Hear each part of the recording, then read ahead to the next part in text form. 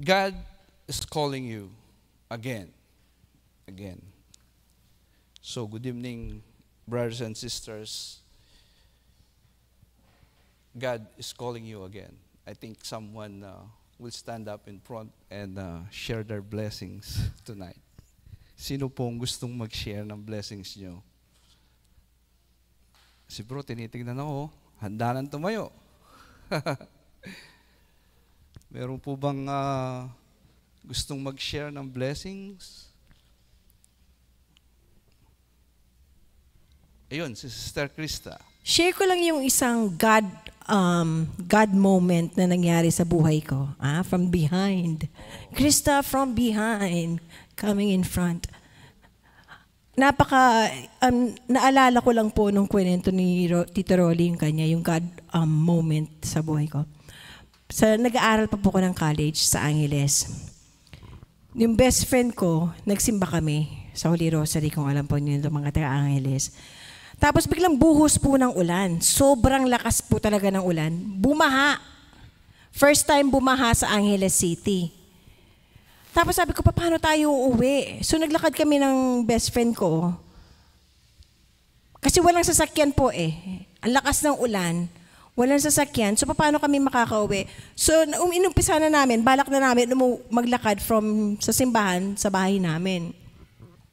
Ang lakas ng ulan, no? 2 estudyante na pauwi. Then out of nowhere, may dumating na kalesa. Nag-iisang kalesa, sinakay kami. Yung kalesa, yung kabayo, talagang dinaan talaga niya yung baha. Hanggang dito ng kabayo yung mataas yung baha. Yung kabayo talaga, tinawid kami, nahatid kami sa bahay.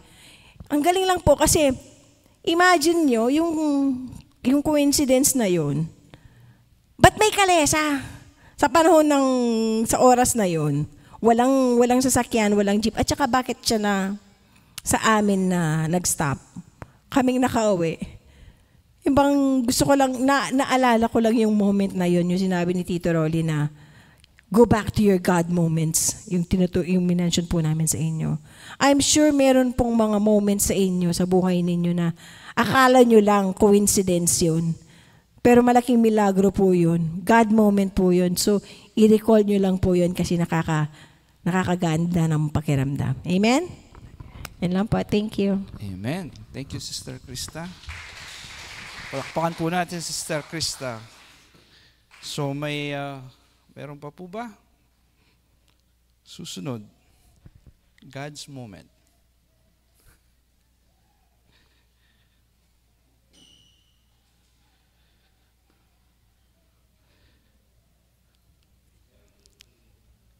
Okay.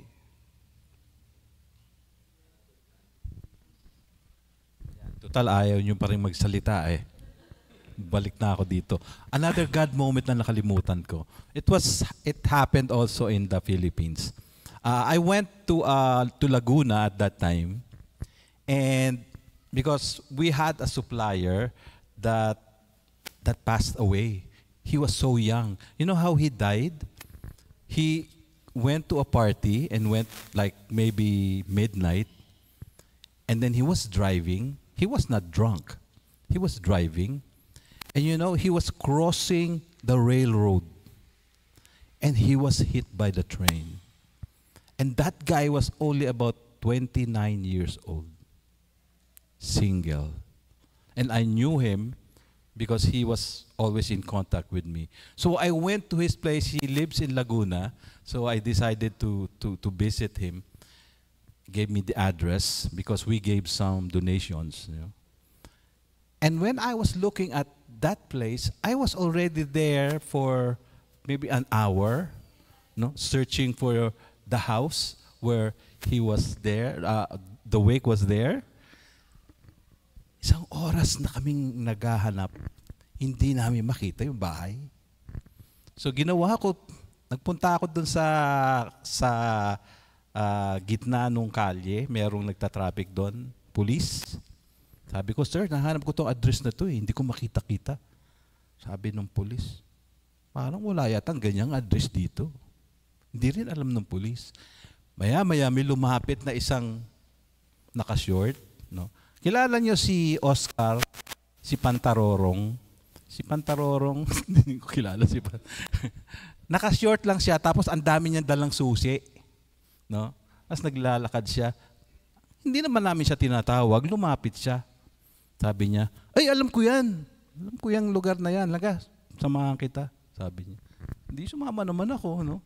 Ikot-ikot kami, lakad kami. Maya-maya, meron kami dinaanan. Ayun yung pinto. Hindi mo talaga siya mapapansin eh. Maliit lang yung pintuan. So ayan, yan. Yan ba tama? Oo nga. Tama.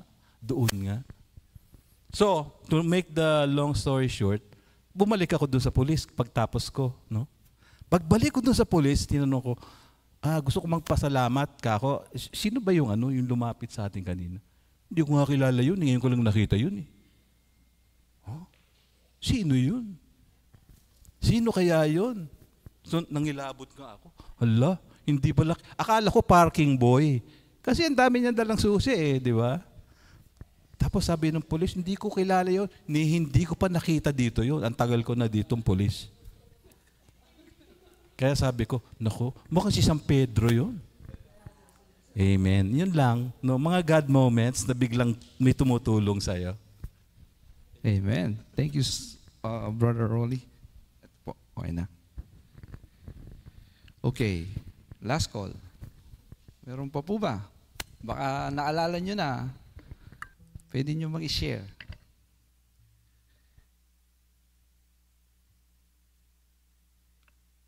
Sister Maya to, busy sa cellphone. Ayaw tumingin. Oh. Hindi, sinusulat daw muna yung God's moment niya.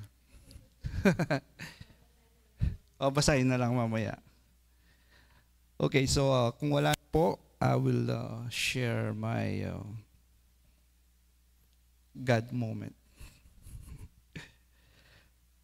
So last Monday, one of my close friends called me and he told me that their AC is not cooling.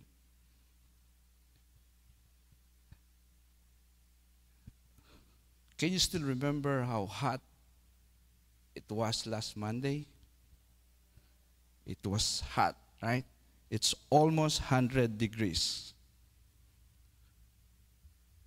I can't imagine how hot and uncomfortable it was inside the house without AC. And I knew that they have 2 babies in the house. So I told him that I would stop by after work and see what I could do to fix their AC. So that day, I got home late because we're so busy at work too, and a lot of AC calls.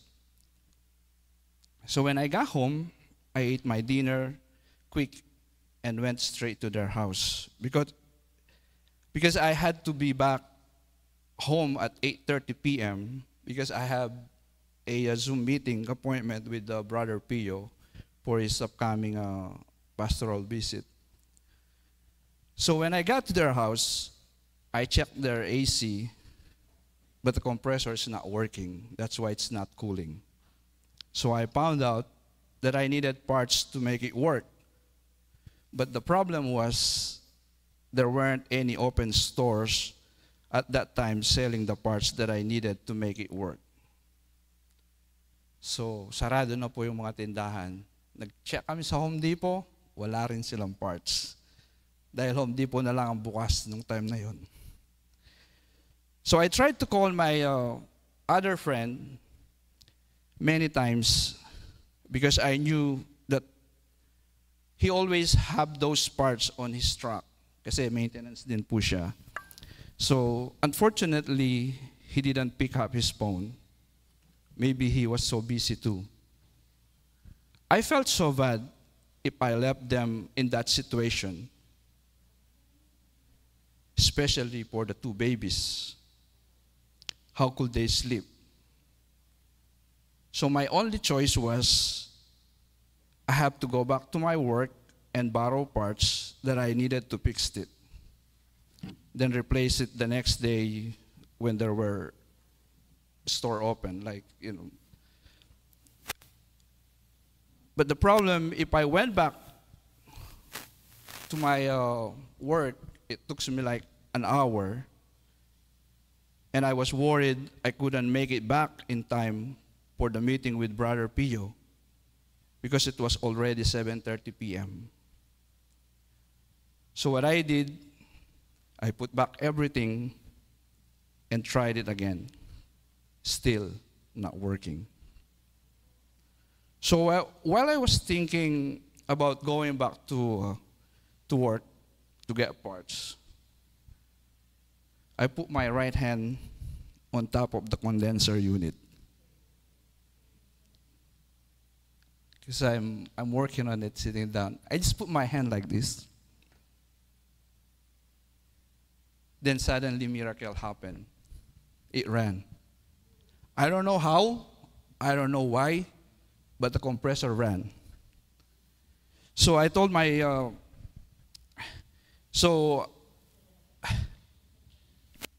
I was so happy and grateful, at least they can sleep comfortably that night. I told my friend to set the thermostat to a lower temperature so that it will not stop running until we get the parts that we needed to fix it. So kasi kung bababaan mo yung temperature, kung hindi niya ma-reach, hindi siya mamamatay. So at least continuous siyang nagraran. Kasi hindi ko alam, pag namatay, baka hindi naandar. So pag sinet namin sa temperature na, pag namatay, so may initan din sila. So we set it to the lower temperature. So brothers and sisters, this miracle story that I shared with you was a sign that God is always answering our prayers according to what our needs and intentions are.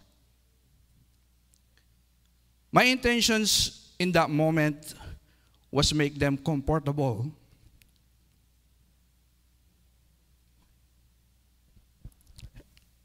With their situation. And I'm willing to sacrifice my meeting with Brother Pio because I knew he would understand. And we could set another meeting. But I can't leave my friend.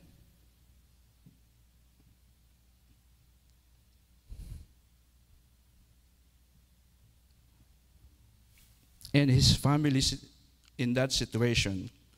I know that I still can do something to help him. God bless us all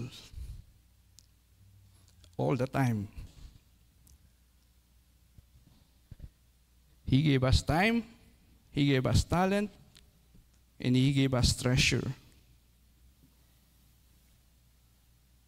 Not only for ourselves, but to share with our brothers and sisters that are in need. Brothers and sisters, God is calling us again to a mission to give our time, talents, and treasures. Whatever blessings you receive, try to share it, and He will bless you more. Because our God is a generous God. Amen? Amen. So, as we continue our celebration, I would like to ask our music ministry to sing our offertory song.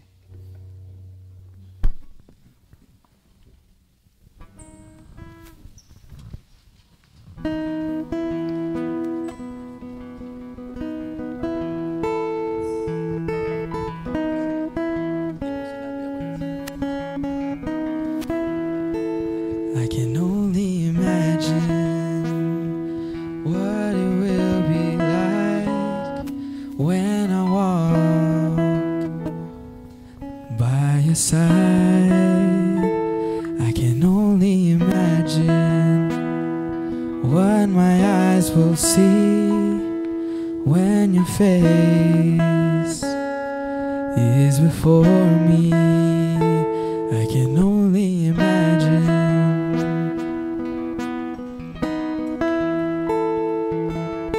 Surrounded by your glory, what will my heart feel? Will I dance for you, Jesus?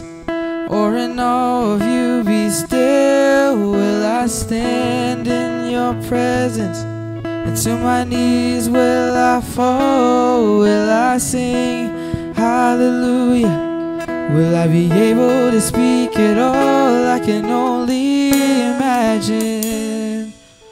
Oh, I can only imagine. I can only imagine when the day comes and I find myself standing in the sun. I can only imagine when all I will do is forever, forever worship you. I can only imagine. I can only imagine.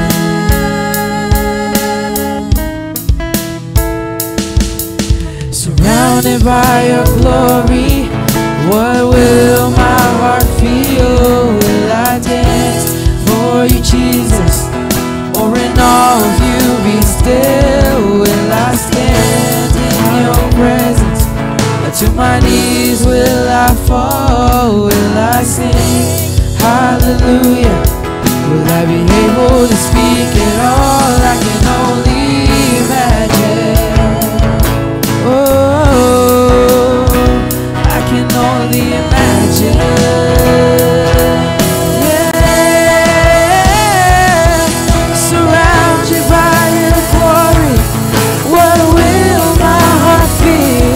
Will I dance for you, Jesus?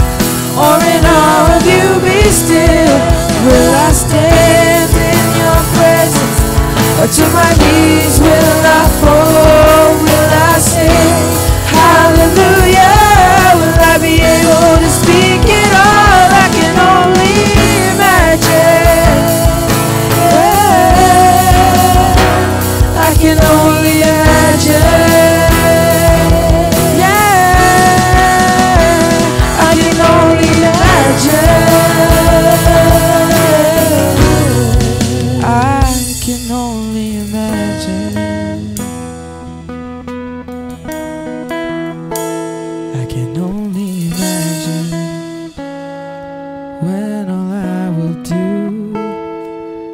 Forever, forever worship you.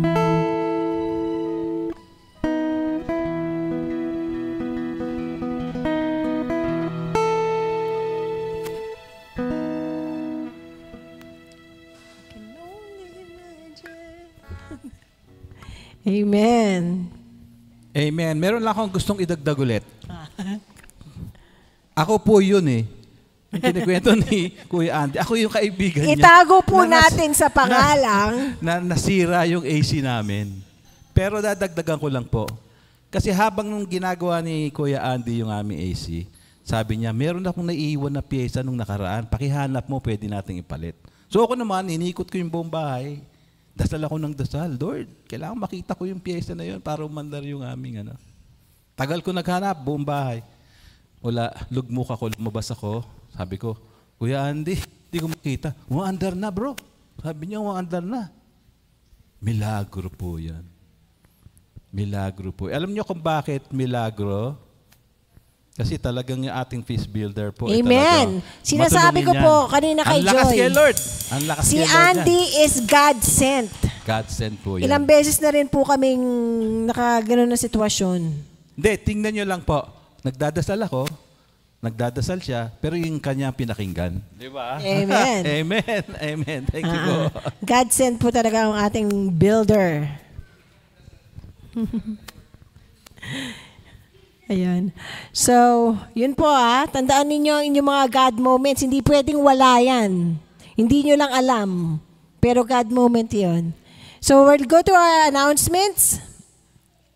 So our next feast will be on July 11th, same time, same place, here at the Madigan Hall, and we have a special talk. We just finished our Come and See series, so magre-reset lang po tayo for our next series. But for next month, we have a special talk by our dear assistant country builder, Brother Marvin Agustin.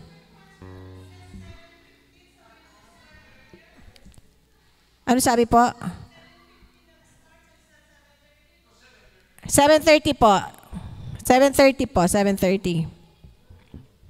Okay, so follow us on social media. We have our Feast Rockville account in Facebook and on YouTube also. If you can watch our YouTube, you can go back and watch our feast every Friday using our YouTube account. So if you can hit like, subscribe, and share. So we have important dates. So tomorrow, sino po ang sasama? Sino po ang pupunta sa ating picnic? Taas kamay ang pupunta sa picnic.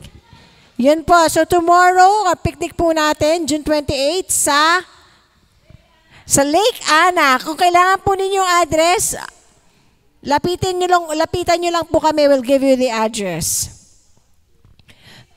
Please come. You don't have to bring anything, just yourselves. Kung gusto po ninyo mag-swimming dun sa lake, magdala po kayo ng bathing suit nyo. Bathing suit nyo, ma'am. So, yun. Basta dating lang po kayo doon. We have, naka-prepare na po food, drinks, and everything.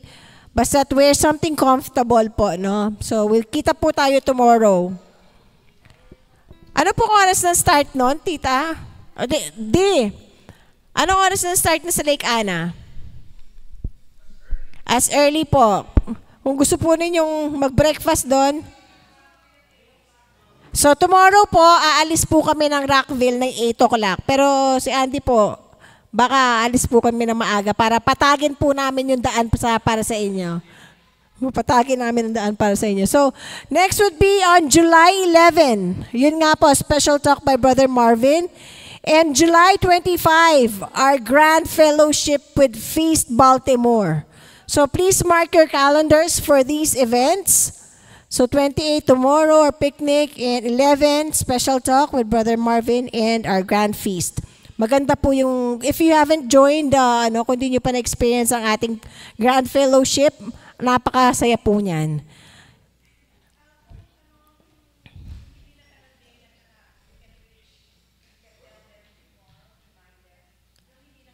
Po. So, yung mga friends po ninyo, yung families po ninyo, pwede po ninyong isama. It's not exclusive to feast members po, pati po families and friends ninyo.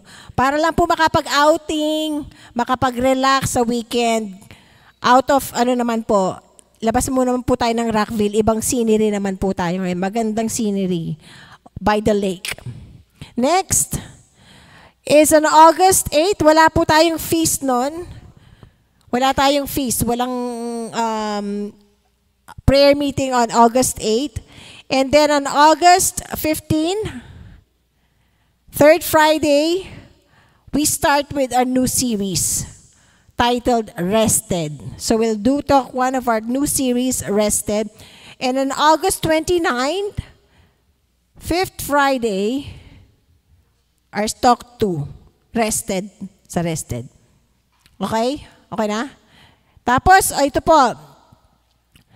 On September 5 to 14, yun nga po minention ni Brother Andy Mama kanina, we will be visited by our pastoral,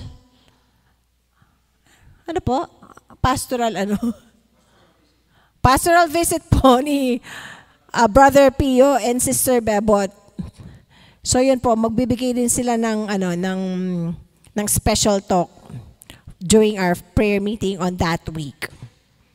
And then on September 13 would be our Sight and Sound outing po. So those who have purchased tickets, reminder lang po sa sarili ko, kasi hindi pa po kami nagbabayad kay Tita Mirns. Paki-send na lang po yung payments kay Tita Mirns. If you need her, pwede po ninyong pay ng cash or Zelle. Tapos po, that's it. Ano pa po ba? Awesome Ministry. Hindi ko na na-pray over kanina yung Awesome Ministry. Akala ko kanina isa lang yung bata. But we have our Awesome Kids Ministry. So if you have any kids, nephews, nieces, apos, they are free to join our Awesome Kids Ministry. So they have their own ministry while we do ours. Next, calling all youth. Youth have doubts, and that's okay. So we are calling for, inviting all our youths for the youth hangout. They are doing this talk. Ano nga, lapit ko. Tapos na sila nung part 1 and 2. Hindi. Part 2. They have part 2 on June 30th. So, kung meron din po kayo mga anak, apo, niece, nephews na how old? 14 and above? 14 and above? Above 21. Wag na mo, 21. Or considered. Kino-consider nilang youth pa rin sila.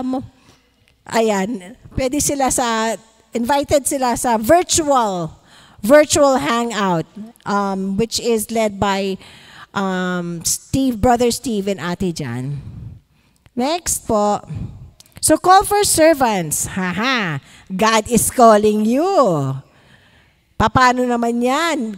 May calling si God sa inyo. So we're looking for servants. Again, we are grateful na meron nag-answer sa call ni God. We have our media ministry here. Palakpakan naman po natin sila. Nagkaroon sila nahihirapan sila kasi po itong aming monitor dito hindi nagwo-work. So they were doing extra effort to make sure na makita namin ang lyrics at saka yung mga prayers. Pero God bless. Thank you, sisters, brothers, for your service. So we're looking for servants for audiovisual ministry, logistic ministry, food ministry. Like ngayon po, wala po ang ating food ministry person, si Sis Lani, dahil nasa Philippines. Kaya thank you very much po, Sis Ginger, Ate Joy, Tita Oli, sa mga nag-prepare po ng food para po sa ating fellowship mamaya. Warmth Ministry, kung ano po kayo, feel niyo po na meron kayong smiling face, ganyan-ganyan, na baka makakahikayat kayo pa ng marami pang members natin para mapuno naman po natin ang ating mga chairs. Pwede po kayong mag-volunteer sa ating warmth greeters po natin dyan. O, diba? Next, intercessory ministry. Kung madasalin po kayo, pagdasal niyo po ang feast. Tapos, Awesome Kids Ministry and our youth ministry. And for more info, contact. O di pa, reach out lang po kay Brother Andy or Sis John. So, that's it. Pansit.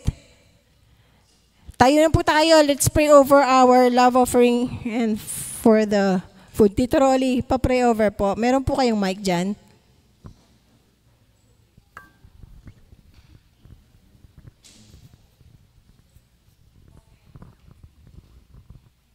Yeah, and thank you very much, Ate Krista. And may I invite you to just extend your hands to our love offering. We praise and thank you, Lord, for your generous, gracious God. Lord, receive these offerings from our hearts. We know, Lord, that this is so little for so much that you have given us. But, Lord, we offer it coming from our hearts. So we thank you, Lord, and bless these offerings that it could be used for building up of your kingdom here on earth. All this loving Father, we ask him to pray in Jesus' holy mighty name. Amen. Food. And we bless the food that we are about to partake. Lord, again, thank you for the food that we are about to partake. As you allow us to nourish the body, nourish also the souls and spirit of our body, mind, and soul. And thank you for the people who have prepared this. As we say, bless us, O Lord, and this thy gifts which we are about to receive from thy bounty through Christ our Lord. Amen. Shine your light.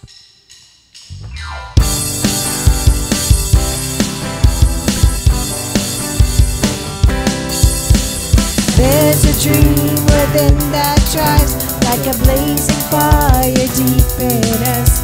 a vision to conquer a world with God's own love. There's a power that impels us to surrender all to Jesus and to raise the gaze of men of things above. Light of Jesus, we shine your light. We shine your light to the world. Light of Jesus, we shine your light. We shine your light to the world. Hey, hey, shine your light. Shine your light. We shine your light.